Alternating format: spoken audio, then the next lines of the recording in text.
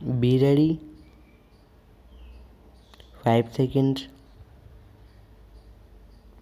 Start. Madam, I rise to support the bill, although with some reservations. This bill, which seeks to amend our constitution, introduces, as the previous speaker said, no new principle at all. It only facilitates the implementation of a principle already adopted by us, by Parliament, and by the country. It is an enabling bill to protect the enactments which have been passed by the various state legislatures in the country.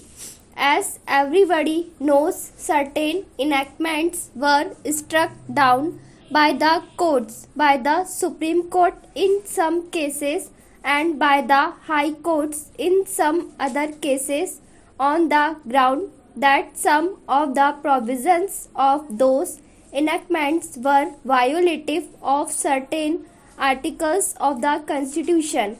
Para. The validity of the Land Reforms Act has been challenged. Now, what is to be done? I think there are only two alternatives before us. Either we have to give up once and for all the whole principle of land reforms, or we have to amend the Constitution in such a way that the principle of land reforms is protected. There is no other way. Some honorable members are vociferous about the sanctity of the Constitution. But who wants the sanctity of the Constitution to be violated? It is being argued that this bill violates the fundamental rights enshrined in the Constitution. The right to acquire and hold properly guaranteed by one of the articles of the Constitution is interpreted as the right of the landlord to exploit the peasants and amass unearned income. Of course, they do not speak for the landlord. They speak for the entire agrarian population. They speak for the small, downtrodden peasant proprietors. But does this bill hurt the peasant proprietors?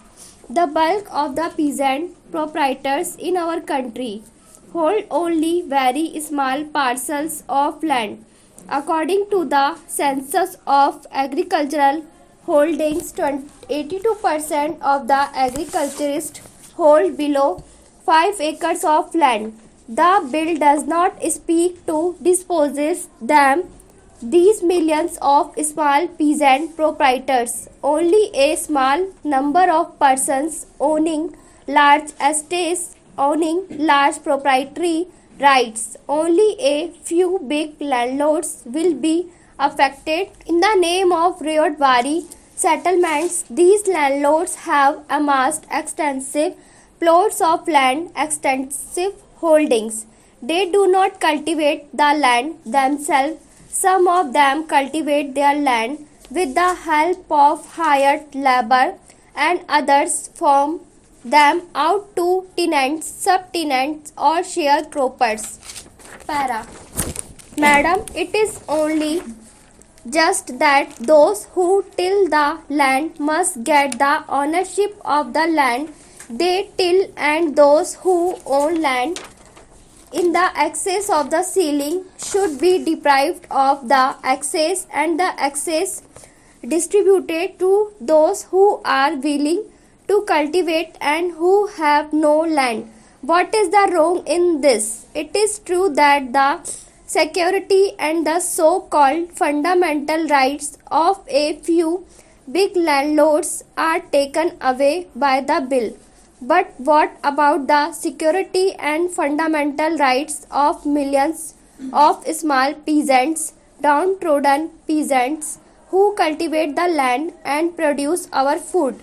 Does the Constitution want that the bulk of the peasant masses and agricultural workers in the countryside should have no right to enjoy the property created by their own labor. That is certainly not the spirit of our constitution. Our constitution provides that the ownership and control of the resources of the community are so distributed as to subserve the common good.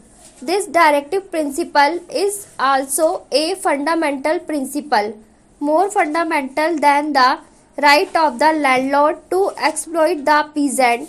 Those who raise the banner of fundamental rights, I am afraid, want the exploitation of the ruler poor to continue.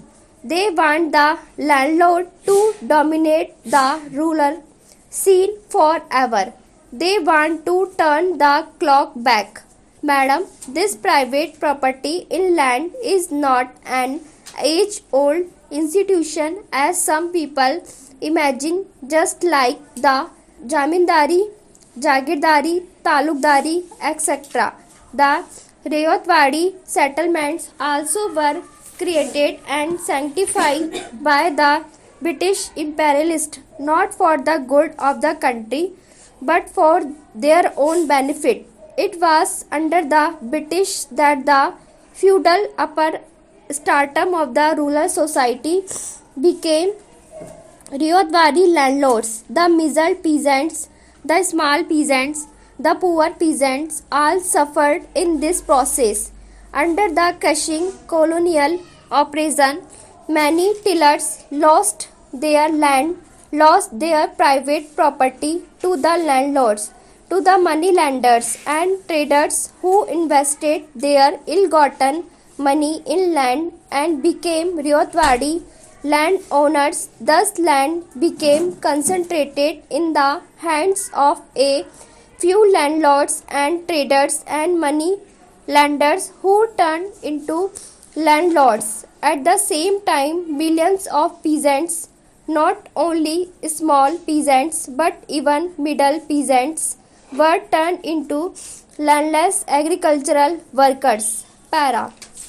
It is a notorious fact that the families that stocked the land in the last quarter of the 19th century and at the beginning of the present century, the impoverishment of the bulk of our peasants, the increase in the number of landless agricultural workers, all these were the results of this process. This right of landlords is sought to be preserved. Stop.